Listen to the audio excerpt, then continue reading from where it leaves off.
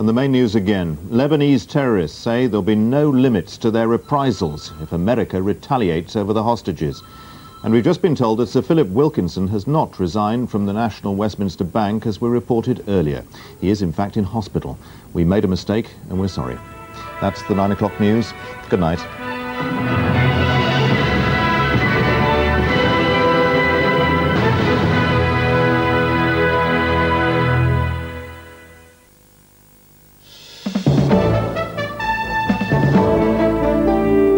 From Newsroom South East, the main stories this evening.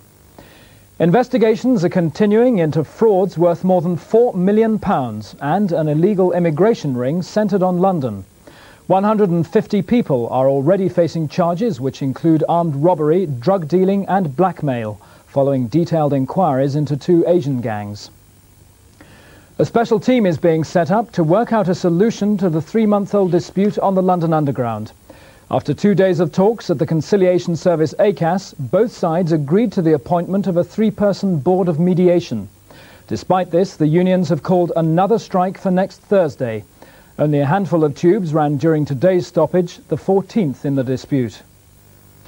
Kent police are investigating an accident in which a lorry driver was killed after his tanker overturned, carrying 17,000 litres of kerosene.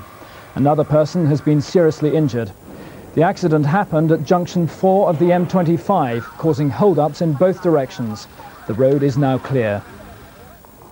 The Victoria and Albert Museum may have to cancel a major exhibition unless it can find £55,000 from sponsors by the end of the week. A deepening cash crisis threatens plans for SLAP, an exhibition on the history of makeup at the V&A's Theatre Museum in Covent Garden. 1,100 civil servants in the South East have been told they'll have to move north to keep their current jobs. The Department of Employment is transferring the posts from central London and Watford to Sheffield and Runcorn. Teenagers in West London are being taught to fight off the menace of drugs. The intensive course at Chiswick is one of the first to be run in Britain. It teaches the youngsters to believe in their own abilities and that drugs offer no future. That's all from Newsroom South East. With the weather, here's Bernard Davey.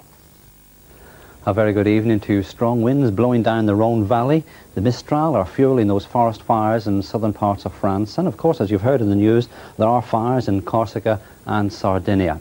Perhaps these thunderstorms developing over Spain are going to come to the rescue, though I doubt it. And we're going to have to be very careful in this country too. It's been a very dry summer. I think the country is a little bit of a tinderbox and it's going to stay dry right up to and including the weekend. We do have a band of cloud up here to the northwest, a cold front. That'll bring some persistent drizzle into the northwest, but then later in the night we'll find clear conditions coming into the extreme northwest of Scotland. That'll be pushing the thicker cloud, the rain and drizzle, the mist and fog a little bit further south, but for the bulk of England and Wales, I think it'll be basically dry. A mild night too, the temperatures no lower than 13 to 15 degrees Celsius, but up here in the northwest, where the clear conditions come along, the temperatures dropping down to around about 10. There's the weather chart. That band of cloud is a cold front, but as it comes southwards, that high pressure is going to build across it, so it'll really fizzle out, and it'll turn out to be dry, clear, and quite sunny right throughout to the weekend. Following that band of cloud, at first tomorrow it will be carrying a little bit of light rain and drizzle as it comes south, but becoming weaker all the time, the sun getting to work on it, punching holes in it as the sun comes out, though there could be 1 or 2 light showers coming on to that Norfolk coast. The southern half of the country, a fairly dull start, but here the sun also coming out during the morning, brightening up, getting sunnier all the time and turning out to be fairly warm. The best sunshine tomorrow looks as though it's going to be reserved for much of Northern Ireland and Scotland, but in the extreme north of Scotland I think there'll be a fairly strong westerly wind blowing, so here the temperatures are going to be held back to around about 14 or 17 degrees Celsius. Coming south, well, it does turn much warmer, 20 in Northern Ireland and central Scotland. Then we're into the 22s, 23s, and as we get into the south, it could be as high as 24 or even 25 degrees Celsius. That's 77 degrees Fahrenheit. Now, the outlook is for dry and sunny weather, so do be careful about those fires. That's it from me. Good night to you. Are you frightened? Yes. This time. A major new series of 3 programs, Families at War, goes behind the politics and rhetoric of Northern Ireland to find out how the Troubles affect people's lives.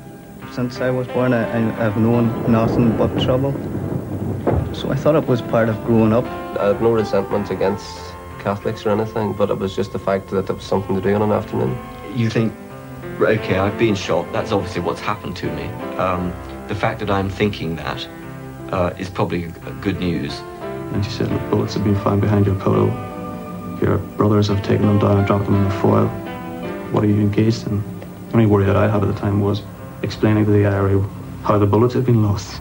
3 programmes, different insights. Families at War, beginning on Monday at 9:30 on 1. In tonight's film at 10:30, Barbara Streisand plays a perfume tycoon who loses millions. Her last resort is a womanising, out-of-condition boxer. That's Ryan O'Neill. 2 old sparring partners in the main event at 10:30. Now on 1, Chris Bonington tells the remarkable story of one man's amazing feat. John Hawkridge's attempt to climb to Everest on sticks has got to be the hardest way.